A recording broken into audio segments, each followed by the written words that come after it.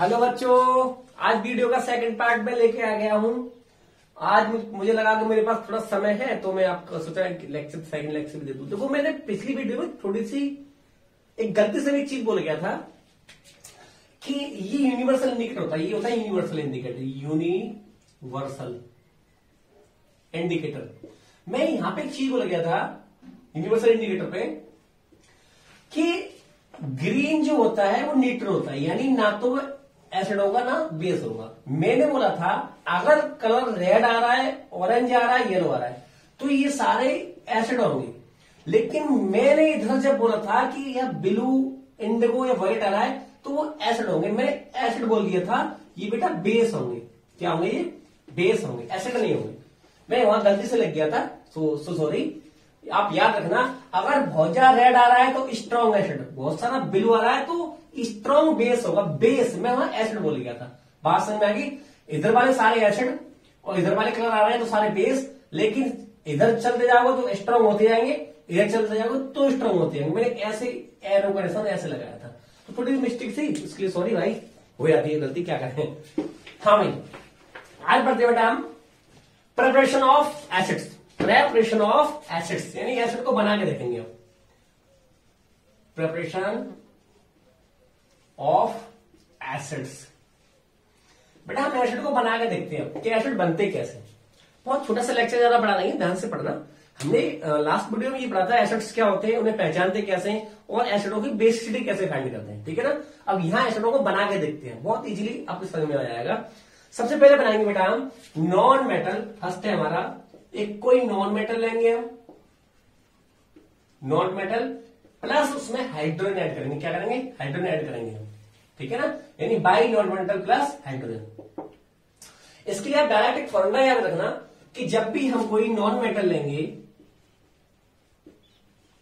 और हाइड्रोजन उसके अंदर ऐड करेंगे तो डायरेक्टली हमें कोई एसिड बनकर तैयार हमारे लिए हो जाएगा। डायरेक्टली, कोई कुछ नहीं करना इसके अंदर। कैसे? एग्जाम्पल लेते हैं, ये आपको याद रखना है ऐसे कि जब भी कोई नॉन मेटल, नॉन मेटल आप जानते होंगे, नहीं जानते हो तो नेक्स्ट चैप्टर आपका 10th में मेटल एंड नॉन मेटल वाला है, वह समझ में आ जाएगा। नॉन मेटल बेसिकली वो होते हैं जो इलेक्ट्रॉनों को एक्सेप्ट करते हैं, तो मेटल होते हैं इलेक्ट्रॉनों को डोनेट करते हैं। सिंपल ही आपको पता होगा। एग्जाम्पल देखते हैं, कोई नॉन मेटल लेते हैं, कोई भी नॉन मेटल ले लो आप। जैसे मैंने ले लिया क्लोरीन, एक गैस फॉर्म में होता है। इसमें क्या मिलाऊंगा मैं? हाइड्रोजन, ये भी गैस होती है बेटा, और दोनों को मिलाऊंगा तो बन जाएगा HCl। HCl क्या है? Hydrochloric acid. क्या है? Hydrochloric acid. ये भी गैस फॉर्म में मिलेगा बेटा। HCl एक गैस फॉर्म में मिलेगा, लेकिन HCl गैस कैसी होती है? पानी में बहुत अच्छे से डिजोल्व हो जाती है, और HCl acid and liquid form में हम बना सकते हैं। तो पहला मेथड है हमारा कि नॉन मेटल को हाइड्रोजन के साथ मिलाएंगे तो एसिड बनेगा। और एग्जांपल दे लेते हैं, जैसे हम ब्रोमीन, ऊपर लिख देता हूं मैं थोड़ा साफ करके, यहां लिख देता हूं, वही रहेगा ब्रोमीन Br2, हाइड्रोजन मिलाओगे H2 बन जाएगा HBr। This is also acid. Balance कर दो, 2 लगा दो, it is very simple. Sulphur ले लोगे, हाइड्रोजन मिलाओगे इसके अंदर, बन जाएगा H2S। हाँ, इनके नाम बता दो, ये Br bromine, hydrogen HBr, hydrogen bromide, इसका नाम हो गया हाइड्रोजन ब्रोमाइड। सल्फर में हाइड्रोजन मिलाऊंगा H2S, हाइड्रोजन सल्फाइड बोलते हैं इसे, हाइड्रोजन सल्फाइड। बात समझ में आ गई? तो पहला हमने कैसे बना लिया कि हम कोई भी नॉन मेटल में अगर एसिड डालेंगे डायरेक्टली क्या बन जाएगा? एसिड बनके तैयार हो जाएगा। बेटा इसे डायरेक्ट कॉम्बिनेशन प्रॉपर्टी बोलते हैं, डायरेक्ट कॉम्बिनेशन सिंथेसिस। यानी हम इसे डायरेक्ट क्या कर सकते हैं? बना सकते हैं। डायरेक्ट मेथड है ये कि किसी भी नॉन मेटल के अंदर हम हाइड्रोजन डाल देते हैं तो क्या बन जाता है? एसिड बन जाता है। सेकंड प्रॉपर्टी देखते हैं, नंबर 2। नंबर 2 प्रॉपर्टी है बेटा, नॉन मेटल के साथ हम कोई भी वाटर के मॉलिक्यूल ऐड करेंगे। नंबर 2 प्रॉपर्टी है, कोई नॉन मेटल लेंगे हम, उसके अंदर H2O यानी वाटर ऐड करेंगे। क्या करेंगे? वाटर ऐड करेंगे। बहुत सिंपल है, कुछ नहीं। देखो, मैंने ले लिया कोई नॉन मेटल, और नॉन मेटल छोड़ो, नॉन मेटल ऑक्साइड ले लो आप, ऑक्साइड डायरेक्ट। कोई भी नॉन मेटल का ऑक्साइड लेंगे हम, उसके अंदर वाटर डालेंगे तो यहां क्या बनेगा, यहां एसिड होने के तैयार हो जाएगा। कैसे देखते हैं, नॉन मेटल होता है कार्बन, इसका ऑक्साइड क्या हो जाएगा, कार्बन डाई ऑक्साइड। इसमें वाटर ऐड करना है मेरे को, क्या बन जाएगा देखना, H2CO3 कार्बोनिक एसिड। इसे बोलते हैं क्या, carbonic acid, carbonic acid. This is of the acid, बन गया। नॉन मेटल ऑक्साइड में वाटर मिलाने पर कार्बोनिक एसिड बनकर तैयार हो गया। और देख लेते हैं SO3 सल्फर ट्राइऑक्साइड, इसमें वाटर ऐड करना है मेरे को, बन जाएगा H2SO4 सल्फ्यूरिक एसिड। देखना बन गया sulphuric acid, it is very easy. वही नॉन मेटल का ऑक्साइड, वाटर ऐड करना है, एसिड बन गया। इसे बोलते हैं hydrochloric acid, sorry sulphuric acid, तेजाब जिसे बोलते हैं, ये वही एसिड है।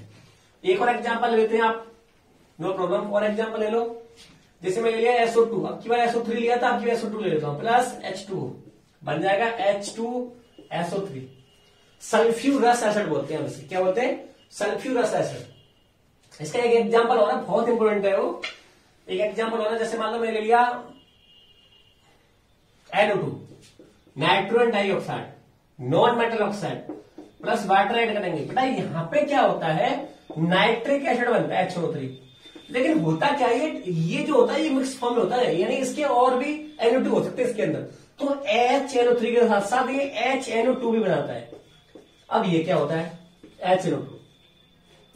देखिए नॉन मेटल का ऑक्साइड वाटर से रिएक्ट किया तो ये एसिड बन गया, ये भी एसिड है और ये भी एसिड है। दोनों के नाम में डिफरेंस आ रहा है। देखो यहां HNO2 आ रहा है, यहां HNO3 आ रहा है, यहां HNO2 और यहां HNO3। इसका नाम है नाइट्रिक एसिड। क्या है, नाइट्रिक एसिड। इसका नाम है नाइट्रस एसिड। क्या नाम है इसका, नाइट्रस एसिड। और मैंने एक वीडियो डाली थी, आप सर्च कर लेना, मेकिंग केमिकल फॉर्मूलाज, 1200 फॉर्मूले बनाना सिखाया मैंने। वह सिखाया है कि यह नाइट्रिक क्यों लग रहा है, वह नाइट्रस क्यों लग रहा है, ठीक है ना। तो ये किससे बनाया, हमें नॉन मेटल के ऑक्साइड से वाटर से हमें एसिड बना के देख लिया। दो तरीके से आपको एसिड बनाना आ गया होगा, ठीक है बेटा। और ये इस पे स्टार लगा लेना, ये बहुत इंपॉर्टेंट है ये वाला, कि जब भी NO2 वाटर से रिएक्ट करें, नॉन मेटल का ऑक्साइड वाटर से रिएक्ट करेगा, वो भी कौन सा, NO2 नाइट्रोजन डाइऑक्साइड। तो दो एसिड बनते हैं, कौन कौन से, नाइट्रिक एसिड और नाइट्रस एसिड। ये आपको याद रखना है, ठीक है ना, ये इंपॉर्टेंट है। ICSE बोर्ड में शायद एक बार क्वेश्चन पूछा भी गया यहां से, ठीक है ना बेटा। चलो अगला लेते हैं हम, तीसरा पॉइंट देते हैं बेटा, oxidation of non metal. Oxidation of non metal, ठीक है, ऑक्सीडेशन ऑफ नॉन मेटल। देखिए मैं आप लोगों को एक बात बताना चाहता हूं, आप लोग CBSE, ICSE, UP board, state board, किसी बोर्ड से हो, सारा NCERT पैटर्न हो गया, आपको पता होगा, सारा NCERT है, कोई प्रॉब्लम नहीं। आप किसी भी बोर्ड से बिलोंग करते हो, आप सारी वीडियो कंटिन्यू देखिएगा, आपका कोई भी कॉन्सेप्ट नहीं छूटेगा करेंटली, बिलीव मी, ठीक है। शुरू करते हैं बेटा, ऑक्सीडेशन ऑफ नॉन मेटल। देखो बेटा, हाँ आपको एक बात बताऊं, ऑक्सीडेशन क्या होता है, आपको नहीं पता। ऑक्सीडेशन का मतलब होता है कि कोई भी ऑक्सीडाइजिंग एजेंट यहां पे किसी सामने वाले को ऑक्सीडाइज कर देगा। देख लेते हैं। एक्चुअली यहां पे जब किसी नॉन मेटल को ऑक्सीडाइज करना होता है तो हमारे पास बहुत अच्छा, बहुत गुड एक ऑक्सीडाइजिंग एजेंट है हमारे पास, उसका नाम है HNO3। HNO3 आपको सारी तो एसिड है, एसिड तो है भैया, ये बहुत अच्छा, वेरी गुड ऑक्सीडाइजिंग एजेंट है। ये ऑक्सीडाइजिंग एजेंट का मतलब होता है सामने वाले को ऑक्सीडाइज करना। ये बहुत अच्छा ऑक्सीडाइज एजेंट है HNO3, इसी का यूज करेंगे नॉन मेटल के साथ, बड़ा मजा आएगा देखना। एग्जांपल है तो यहां इसे आप नोट में डालो कि HNO3 is very good oxidising agent. Oxidising agent का मतलब सामने वाले को ऑक्सीडाइज करेगा, सामने वाले एटम को ऑक्सीडाइज करेगा, सामने वाले मॉलिक्यूल को ऑक्सीडाइज करेगा, ठीक है बेटा। देख लेते हैं। देखिए मैंने ले लिया, सपोज दैट मैंने लिया सल्फर, मैंने लिया क्या, सल्फर F, मैंने लिया सल्फर, इसमें मिलाया मैंने वही HNO3। ये बेटा ऑक्सीडाइजिंग एजेंट की तरह काम करेगा और क्या करेगा, इसको ऑक्सीडाइज करेगा। आप देखना, इसको क्या करेगा, ऑक्सीडाइज करेगा। तो तुम्हारे सबसे क्या बनेगा, बनेगा, सल्फर आया तो H2SO4 बनेगा। क्यों? गंदा क्या, सल्फर से जब भी कोई ऑक्सीडाइजिंग एजेंट यहाँ रिएक्ट करेगा तो सल्फ्यूरिक एसिड बनेगा। It is very simple. साथ साथ बेटा इसके दो चीजें और निकलती हैं जो आपको याद रखनी है। पहला निकलता है वाटर H2O प्लस एक निकलता है यहाँ पे NO2 नाइट्रोजन ऑक्साइड। जब भी ऑक्सीडाइजिंग एजेंट यहाँ प्रयोग होगा तो यहाँ NO2 और H2 दूर निकलेगा। आप देखो इसका ऑक्सीडेशन हो गया, इस चीज का क्या हो गया, ऑक्सीडेशन हो गया। आपको नहीं पता ऑक्सीडेशन का मतलब, तो मैं बताऊं, ऑक्सीडेशन का मतलब होता है कि वो जिस एटम का ऑक्सीडेशन हो रहा होगा उसकी हमेशा ऑक्सीडेशन नंबर बढ़ जाता है। यहां 0 था या 0 से यहां पे कुछ इसकी वैल्यू बढ़ गई। बात समझ में आ रही है? अकेला जो होता है, जो कोई एटम उसका 0 होता है ऑक्सीडेशन नंबर, और वो क्या बन रहा है। और छोड़ो ये बात तुम्हें बताओ, चीज सिंपल की छोड़ो, तुम्हारी समझ में नहीं आएगा क्योंकि 11th का टॉपिक है ये ऑक्सीडेशन। आप ये समझ लीजिएगा कि जो सल्फर था ये एस, इसने किसी को इलेक्ट्रॉन डोनेट कर दिए। जब भी कोई एटम इलेक्ट्रॉन डोनेट करता है तो उसका ऑक्सीडेशन होता है, लेकिन एस तो इलेक्ट्रॉन को देगा नहीं। भाई तुम्हारे पास बहुत सारे पैसे हैं सपोज, और आपसे मैं आऊं भाई मुझे पैसे दे दो, आप दोगे नहीं, या तो जबरदस्ती करनी पड़ेगी, लाख घूसे मारने पड़ेंगे तभी देगा। तो यहाँ पर लाख घूसे कौन मारने आ रहा है, HNO3, क्योंकि ये अच्छा ऑक्सीडाइजिंग एजेंट है। ये इसके इलेक्ट्रॉनों को चुरा लेगा और इससे क्या कर देगा, ऑक्सीडाइज कर देगा। बात समझ आएगी शायद आपको। बट ऐसे बैलेंस कर लेना, बैलेंस करना आपको पता होगी। बैलेंस यहाँ बैलेंस कर लेना, आप 6 लगा देना, 6 और n का भी 6 हो जाएगा, तो यहाँ भी 6 आ जाएगा, 6 आ गया। अच्छा 2 2 4 यहाँ 2 लगा देना वाटर में, बैलेंस हो गया होगा, ठीक है ना। और देख लेना एक बार, अगर फास्फोरस ले लू तो अगला एग्जाम्पल HO3, तो मैंने आपको बताया था फास्फोरस लेना तो क्या आ गया, कौन सा एसिड बनेगा, H3PO4 फॉस्फोरिक एसिड, प्लस वही H2O और प्लस NO2, ये निकलेगा। ये इसकी प्रॉपर्टी, ये आपको निकालनी पड़ेगी। बात समझ में आ गई कि नहीं आ गई? आपको एग्जाम्पल समझ में आ गए कि जब भी किसी नॉन मेटल का ऑक्सीडेशन करते हैं तो भी क्या बनता है, एसिड बनता है। लेकिन ऑक्सीडेशन ऐसे नहीं होता, हमें एक अच्छा ऑक्सीडाइजिंग एजेंट की जरूरत होती है जो हमारे पास क्या है, HNO3 है। समझ में आ गया बस आए, ठीक है बेटा। ये फॉस्फोरिक एसिड बनेगा। एक और इसका एग्जाम्पल लेता हूं नीचे, ये ध्यान से देखना, ये बहुत अच्छा है एग्जाम्पल है। कार्बन के साथ जब भी हम HNO3 मिलाते हैं तो आपके हिसाब से बना चाहिए H2CO3। भाई आपके हिसाब से क्या बनेगा, H2CO3, बट ऐसा हो नहीं पाता बेटा। यहां पे ये स्टार लगा लो, यहां पे ये इंपोर्टेंट एग्जांपल है बहुत। यहां पे जो निकलेगा वो निकलेगा CO2 वाटर प्लस NO2। यहां पे बेटा कोई एसिड बनकर तैयार नहीं होगा, आपको याद रखना है। एक्चुअली एसिड तो बना H2CO3, लेकिन ये क्या है, स्टेबल नहीं है, तुरंत ये टूट गया वाटर के अंदर और CO2 के अंदर, अनस्टेबल कंपाउंड बनता है H2CO3। बात समझ आएगी? ये स्टार लगा लेना कि जब भी कार्बन के साथ HNO3 रिएक्शन करता है तो H2CO3 बनेगा, कार्बनिक एसिड। बट ऐसा नहीं होता, ये क्या होता है, CO2 और H2 में टूट जाता है। आपके समझ में आ गया होगा शायद। NO2 भी निकला क्योंकि NO2 उसकी प्रॉपर्टी है, देगा ही देगा। तो आपने 3 तरीके से सीख लिया कि एसिड कैसे बनता है। नंबर 4, ये लास्ट पॉइंट है, इसे ध्यान से समझेंगे हम। नंबर 4, एसिड कैसे बनते हैं। अगला पॉइंट है बेटा, हम लेंगे side plus non volatile acid. कोई भी नॉन वोलेटाइल एसिड लेंगे और नॉन वोलेटाइल एसिड जब रिएक्शन करेगा तो हमेशा वोलेटाइल एसिड बनेगा, वोलेटाइल एसिड, ठीक है बेटा, वोलेटाइल।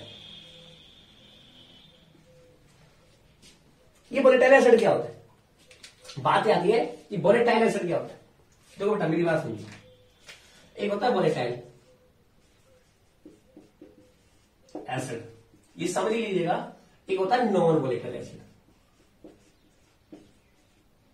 नॉन वोलेटाइल एसिड होता ये है, इनके एग्जांपल देता हूं। वोलेटाइल एसिड में आता है तुम्हारा HCl, HNO3, ठीक है, और इसमें आता है नॉन वोलेटाइल में H2SO4। ये नॉन वोलेटाइल में आता है H2SO4 और ये आता है वोलेटाइल में HCl और HO3। एक्चुअली वोलेटाइल का मतलब क्या होता है, देखो अगर मैं रूम टेम्परेचर पर बात करूं, रूम टेम्परेचर होता है 25 डिग्री सेंटीग्रेड।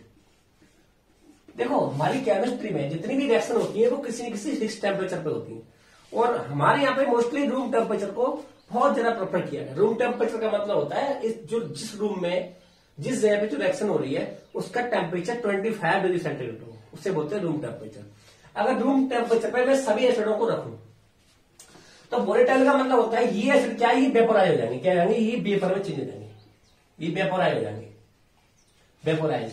लेकिन H2SO4 कैसा, ये वेपर में चेंज नहीं होगा, ये वेपोराइज नहीं होगा। पास समझ में आएगी, ये वेपोराइज्ड नहीं होगा। ऐसे एसिड्स जो रूम टेम्परेचर पे वेपोराइज हो जाते हैं वो वोलेटाइल एसिड कहलाते हैं, और ऐसे एसिड जो रूम टेम्परेचर पे वोलेटाइल नहीं होते वो क्या कहलाते हैं, सॉरी वेपोराइज नहीं होते, वो नॉन वोलेटाइल कहलाते हैं। अगर वोलेटाइल वेपोराइज हो गया तो वोलेटाइल, नहीं हुआ तो नॉन वोलेटाइल, वेपर में यानी वाष्प में बदल जाते हैं। ठीक है बेटा, समझ में आ गई। देख लेते हैं एक बार, देखो एग्जाम्पल लेते हैं हम, कोई भी साल्ट ले लीजिएगा, जैसे मैं ले लिया सोडियम नाइट्रेट, अच्छा साल्ट है NO3, नॉन वोलेटाइल वही H2SO4 में होता है, नॉन वोलेटाइल साल्ट होता है। मैंने यहां पर रिएक्शन कराई तो देखो क्या बनेगा, पहले तो वोलेटाइल एसिड बनेगा तो क्या बन जाएगा, देखो वोलेटाइल एसिड क्या बन जाएगा, HNO3 बन गया, डायरेक्ट HNO3, यानी H ये और NO3 ये, HNO3 बन गया। सोडियम सल्फेट निकल जाएगा, क्या निकल जाएगा, सोडियम सल्फेट Na2SO4, ये सोडियम सल्फेट यहां से बाहर हो गया। लेकिन आपके साथ सोडियम सल्फेट बाहर होगा, लेकिन बेटा यहाँ पे एक H का यूज हुआ है, केवल एक H का, तो ये दूसरा H कहां चला जाएगा, यहाँ, तो यहां बन जाएगा सोडियम बाई सल्फेट। मेरी बात समझ में आई नहीं आई है, दोबारा समझो, सोडियम नाइट्रेट H2SO4 यानी नॉन वोलेटाइल एसिड के साथ रिएक्शन नहीं करेगा तो HNO3 बनेगा, ये नाइट्रिक एसिड बन गया मेरे पास। लेकिन ये क्या करेगा, एक जो हाइड्रोजन बचा है यहां से वो कहां चला जाएगा, यहां पे, ये बन जाएगा सोडियम बाई सल्फेट। यहां लिख सकते हो आप सोडियम बाई सल्फेट। बात समझ में आ गई नहीं आ गई, वही क्या बनेगा, बन गया नाइट्रिक एसिड, नाइट्रिक एसिड। जरूरी है Na लो, यहां के भी ले सकते हो आप, KNO3 H2SO4 एरो बनेगा वही HNO3, या बन जाएगा KHSO4। अब ये सोडियम बाई सल्फेट था, ये पोटेशियम बाई सल्फेट बन गया, it is very simple, no problem, समझ में आ गया होगा सारा। और भी एग्जांपल ले सकते हो आप, जैसे मान लो मैंने साल्ट ले लिया, बहुत फेमस साल्ट है NaCl, NaCl is very famous salt, और इसके साथ वही मिलाएंगे हम H2SO4, नॉन वोलेटाइल होता है, तो यहां बन जाएगा HCl, देखो ऐसे बन गया। अब क्या ले जाएगा यहां से, वो निकल जाएगा NaHSO4, सोडियम बाई सल्फेट निकल जाएगा। यहां आप के भी ले सकते हो, मैं बता रहा KCl ले लो, H2SO4 वही नॉन वोलेटाइल, और क्या बन जाएगा, वोलेटाइल एसिड बन जाएगा वही KHSO4, sodium by potassium by sulphate यहां से निकल के बाहर हो जाएगा। आपके समझ में आ गया, वो बहुत आसान है। तो बेटा ये थे सारे क्या, एसिड्स को कैसे बनाते हैं, कैसे प्रिपेयर करते हैं। ठीक है बेटा, समझ में आ गया होगा। बेसिकली आपको लास्ट लेक्चर में समझा दी थी मैंने, और ठीक है ना। और यहां से एक चीज और समझ में आएगी आपके कि जो बेसिसिटी डिपेंड करती है रिएक्शन पर डिपेंड करती है। देखो यहां 2 H प्लस थे, लेकिन H प्लस एक ही निकल गया बाहर, तो देखो यहां 2 आना चाहिए। बेस H2SO4 की बेसिसिटी 2 होती है, मैंने आपको लास्ट लेक्चर में समझाया भी है, लेकिन यहां 1 है, ठीक है। देखो एक H कहां चला गया, इस साल्ट के अंदर चला गया। बात समझ में आ रही है। तो मैंने कहा था लास्ट लेक्चर में भी कि जरूरी नहीं किसी एसिड के अंदर कितने भी हाइड्रोजन हो वो उतने H प्लस नहीं देगा, वो डिपेंड करता है उसके रिएक्शन के टाइप पे, रिएक्शन किस टाइप से हो रही है। बात समझ में आ गई। 2 लेक्चर कंप्लीट हो गए हमारे। 3rd लेक्चर में बात करेंगे हम प्रॉपर्टीज ऑफ एसिड, एसिड की प्रॉपर्टीज क्या होती है। ठीक है बेटा, लेक्चर बहुत लेंथी हो जाता है, बच्चे बोरिंग महसूस करते हैं, बट मैं आपको बताऊं लेक्चर भले ही लेंथी हो बट डीप नॉलेज आपको बहुत सारी मिलेगी। एक एक टॉपिक क्लियर करके चल रहा हूं मैं, ठीक है बेटा।